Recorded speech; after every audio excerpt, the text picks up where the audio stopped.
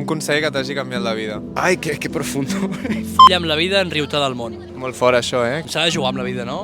S'ha de ser més nen. Has d'acceptar el constant canvi i jugar amb tot. I enriure't una mica de tothom i de tu mateix, sobretot. Ens prenem massa en sèrio i hem de gaudir més per 4 dies que vivim. Be good or be gone, entonces solo gente buena en tu vida. Siempre intento ser buena persona con todo el mundo, a pesar que a veces la vida te lo pone un poco difícil, te devuelve todo, para bien y para mal. Tot pot canviar. Hi ha molts exemples de persones que han pogut superar etapes molt complicades i que ara mateix estan en el seu millor moment. Jo diria que tot passa i que no us rendiu mai. Aprovechar el tiempo. Me hubiera gustado aprovechar más el tiempo. Invertí mucho en la fiesta.